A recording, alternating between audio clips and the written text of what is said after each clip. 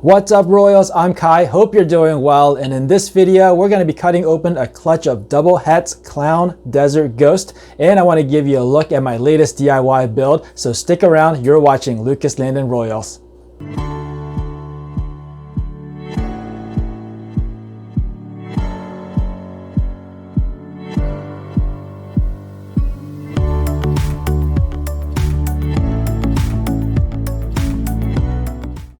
Hey guys, we are going to be cutting open a clutch of double hets Desert Ghost Clowns. Hopefully this time around we get much better sex ratio than the last time I tried to make some double hets.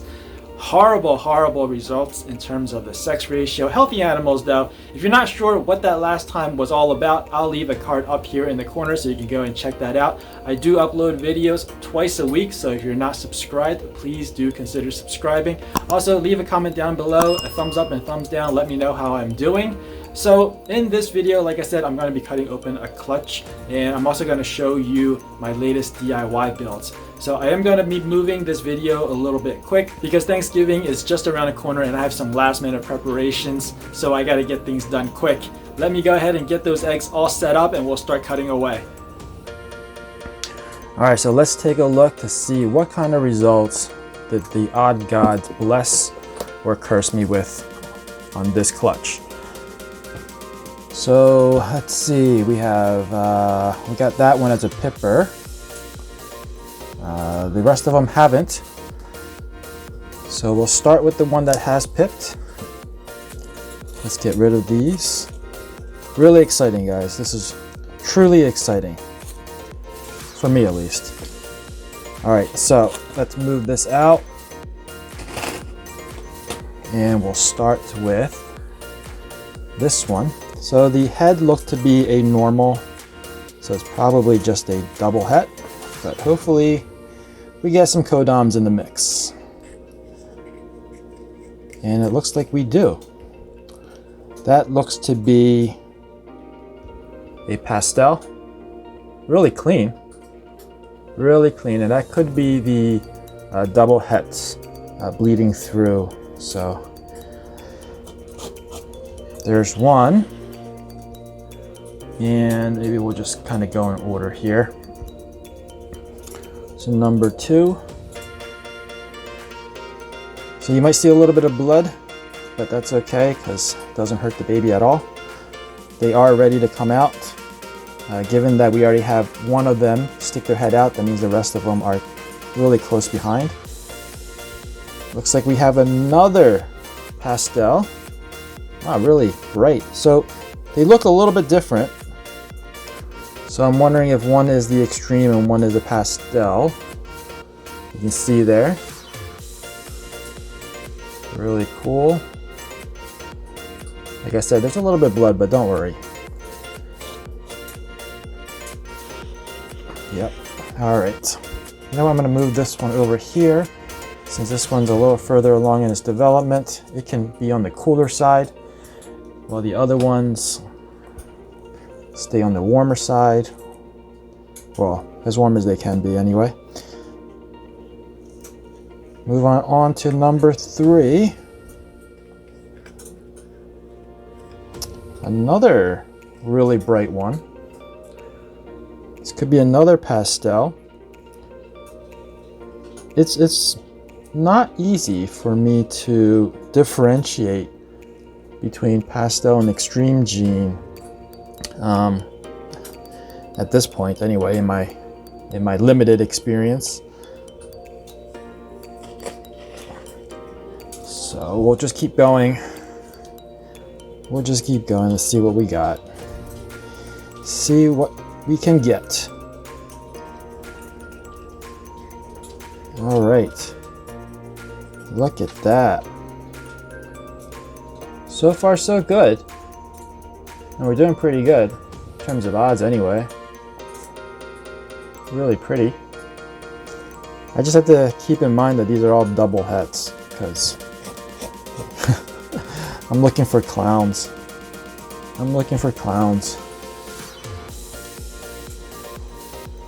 Come on.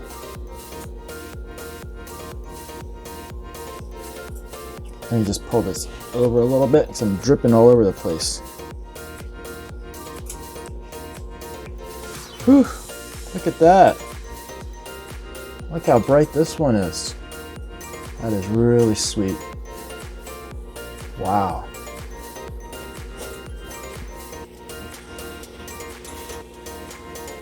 All right, let's keep going. This was probably the smallest one out of the bunch.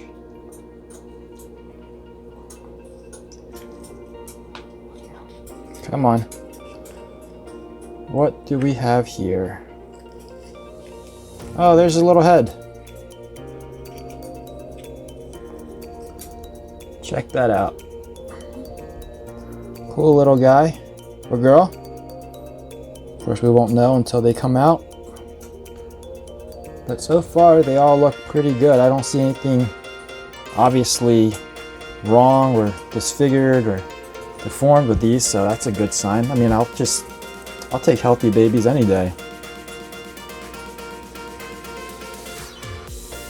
All right, wow, this one's big. I can't even get the scissor in there.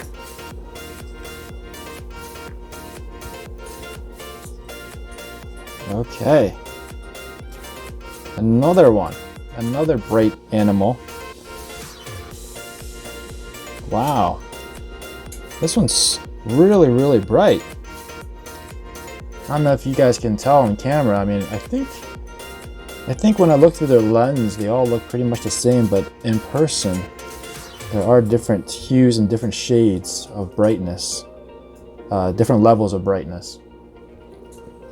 All right, let's keep going. We got a few more. We got two more. Come on, two more. Let's go. Let's prove this girl out, please. Please, my chances are dwindling. Come on. Nope. Nope. No clown here. But yeah, we are making some double hets. Look at that. So cool.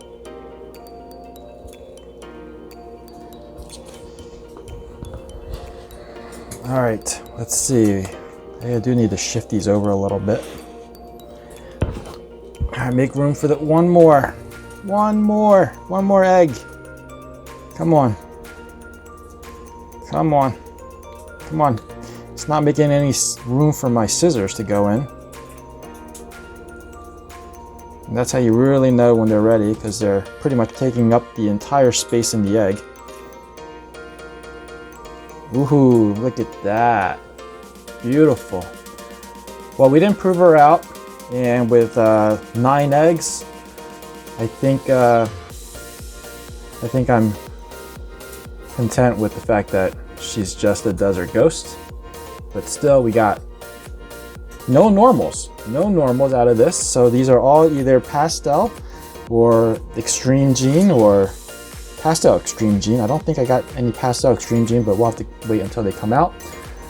But at least I didn't get any normals, and yeah, hoping we get some females, a good ratio. A good ratio in my mind would be, I don't know, 2.7. All right, so I'm gonna put these back in the incubator. We'll let them crawl out, and I'll give you guys an update later. So that was pretty cool, and I'm not too surprised that we didn't hit any visual clowns. It was a long shot anyway, but we did get a bunch of healthy babies. Now, just fingers crossed, I get a good sex ratio. Hopefully I get more females than males to hold back for future breeding. Speaking of hatchlings, I do have quite a few from this season that I want to hold back, and I need a place to put them all. Now, I don't want to keep building hatchling racks, because if you think about it, the number of hatchlings are going to fluctuate. So what I like to do is move some of the subadults out of their grow out tubs into their more permanent 28 quart tubs. Then I can move some of the larger hatchlings into the grow out tubs, but to do all that, I need more 28 quart tubs, so that's what I'm building now. So here it is. This is going to be the new rack that I am putting together, and it's going to be for these 28 quart tubs. And you can see here I have a ruler with all the marks. Now these are all marks for various size tubs and racks. I like to just put the marks as tape on the ruler, that way I don't have to keep finding that same spot. It just makes things a little bit simple, a little bit quicker. And then I use that ruler to transfer the marks onto these uprights. and you can see I put tape there so it's easy to see. And then I attach these boards to the uprights. They got 4 uprights, 1, 2, 3, 4 all around. These 4 sides, these 4 uprights, and then basically the horizontal ones get attached. Now the ones inside are a little bit shorter. They're 1 inch shorter because they get attached to the inside of these uprights, while the top one is 1 inch longer because they attach to the top of the uprights. I just attached them with screws. You can take a look over here. Now these screws are countersunk, so that means they're flush with the material. And for the bottom piece, I skimp out a little bit because the PVC boards that I use are more expensive than wood. So the bottom one is just a piece of plywood that's painted white, and that one doesn't really touch moisture, touch water at all. Humidity kind of rises up. So that's why all of these are PVC plastic, 1/2 inch plastic. They come in a big sheet, 4 foot by 8 foot, or 4 feet by 8 feet. And then over here you see I'm attached 4 pieces of lumber together. I'm starting to paint these. This is going to act as a base, and I am going to attach wheels to make it easier to move about. So this is what I have so far. I should probably explain how many tubs that this can hold. So right now there are 8 levels, and each level is going to hold 2 tubs. So right now a total of 16. However, I do have the intention of expanding upwards, maybe 2 or 3 more levels, so a total of possibly 22 tubs. So that's the plan. And a tangent to that plan would be to build another 16 tub rack system. I actually have all the materials already cut, ready to be assembled. They're just sitting in my garage. So if I do happen to run out of tub space in the future, I can just run out to my garage, get all the pieces, and I'm ready to go. Now, I'm not going to be releasing a complete DIY video on this particular rack. I'm a little bit busy right now, but I will post a link to my playlist down in the description, as well as leave one of the most popular DIY videos that I have.